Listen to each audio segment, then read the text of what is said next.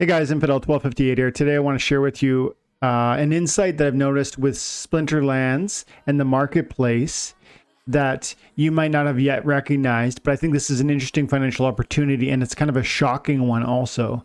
It has to do with card value, it has to do with burn rate, it has to do with one of the options that this game offers and has always offered that isn't usually utilized. So let's get into it. So if you're not aware, first of all, any card that you own, you can burn. These are my assets on this account. I own Venari Heatsmith. You can any card that's not being delegated, you can go ahead and you can just go like this, convert to dark energy crystals. It's going to equate to the amount of dark energy crystals that would be the burn rate or the collection power. So the burn rate is the collection power is the burn rate. And so this one card, which has a 5 CP collection power, would burn for 5 dark energy crystals. And it says, are you sure you want to do that? It's going to destroy that card forever. And my DEC would go up as a result. I'm not going to do it, but you can do that with any card. From the lowest card, 1 BCX, to the highest, most expensive card. And those cards will be deleted forever. And actually, a ton of cards over the years have been deleted, but only by certain audiences that really recognize an opportunity that you might not even have recognized exists. If you didn't know this exists, you couldn't possibly know that there are moments where the burn rate of a card is greater than the purchase price.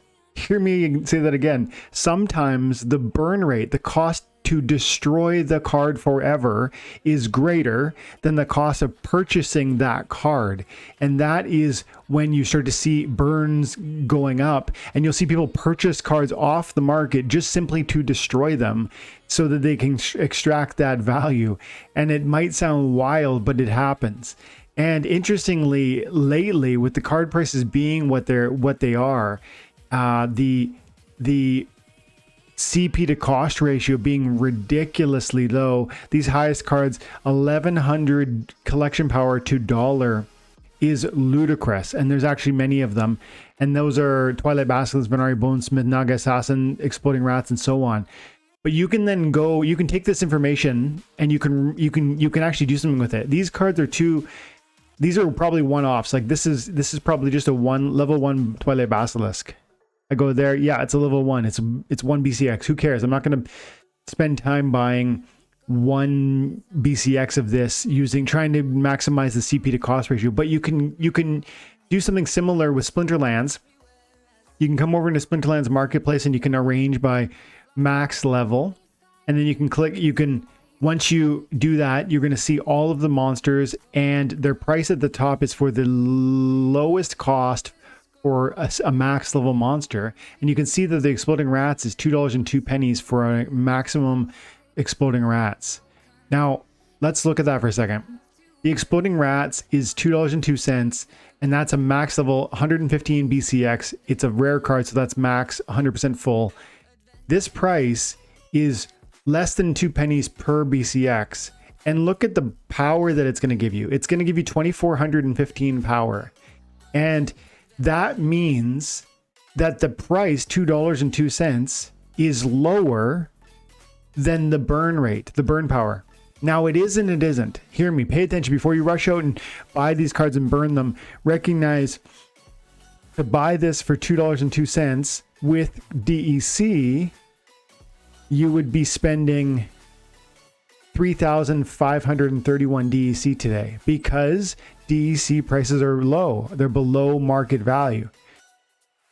So this recipe for success will not work in this moment unless if you have fresh currency, you want to put money into your credits, you come in and you buy new credits, and maybe you buy, for instance, just for example, you buy $2.02 worth of credits. Let's just do it. Let's just do it. It's going to take a minute. So now I bought $10 worth of credits, and that cost me $10 US. I'm paying with Canadian, but call it $10 US. And I can go ahead and I can buy this $2.02 card using credits. It's going to cost me 2,020 credits. And once I own the card, I could actually burn it and destroy it forever. And I'll receive 2,415 DEC. And you might say, well, that DEC is worth less than your credits. Yeah, it is. And in that moment, in this moment, you would be correct, and that would be a loss. Convert to DEC, 2,415 credits. But that should be based on the estimated peg value of DEC. That should be the cost. That should be $2.41. So it's not right now because DEC is below peg. But I believe firmly in the near future we're going to see DEC return to peg. If you agree with me, cards like this are interesting for many reasons. One, you might be able to use them. Two, they might, if you hold them for long enough, they'll probably appreciate wildly. Three, if DEC returns to peg, and I believe the mechanisms installed and planned for Splinterlands by the development team are going to return DEC to peg, then this $2.02 card in the very near future might be a 20% profit, because I could sell it for $2.41 even after buying it for $2.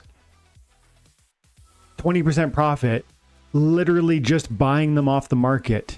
And there are a ton of these cards right now.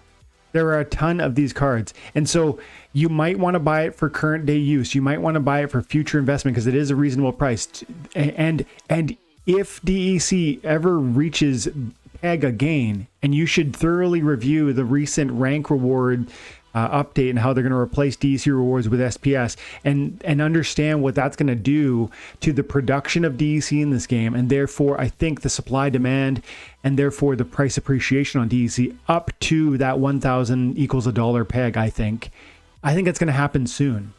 And I've done a video on it already this morning talking about, will DEC ever reach beyond that? I don't think so anymore. Not likely. But I think it's going to return to that peg. And if it does, cards like these on the marketplace that are max level, that get you, that are relatively, they're actually below their burn value, are a really interesting buying opportunity, whether it's for today or tomorrow or 5 years from now, because I think, again, these are definitely going to be worth more in 4 or 5 years from a price appreciation standpoint. But they're also going to be rentable in the meantime, playable in the meantime. And in the short term, there might be an opportunity to get a 20%, 30% burn rate bonus. If DEC returns to peg, and if you're sitting on these cards, then you can go ahead and just burn them if you want. Forget about wasting time selling them. You can literally just burn them. And you're going to have that opportunity to have an immediate payout of 20% on that one card I just bought, 20%, and then do with the DEC what you want at that point. Buy other cards, buy packs, and that's the thing too. If I wanted to right now take $2 and put in those credits and buy cards like that, I could burn it into the DEC and take advantage of the triage opportunity, not triage, the arbitrage opportunity available within the shop, because they are accepting DEC here at peg right now for Chaos Legion packs. So if you wanted Chaos Legion packs, using credits to buy cards like that to access burn rate could literally put more DEC value into your hands today.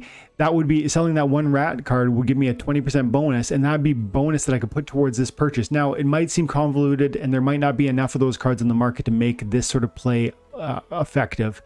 I'm just saying this is a strange time where these cards are so inexpensive, and especially at the end of season. This was happening a lot the other day at the end of the season. So pay attention to these market values and look at cards like this, like Seedsmith, which is rare, and it's got $2.02 there. They're actually, this is another one, it's max level, and it is below the burn value. And so I mean, this is an amazing indicator of really, really affordable cards. If you're looking at, they are below that burn value. So that's a marker I want you to look for. And it's going to be one way you're going to recognize intrinsic value. Oh, I paid DEC with that one. No, I didn't. Good. Okay. So I'm going to leave it there, guys. This is one more thing you should be looking for when you're trying to assess value versus price.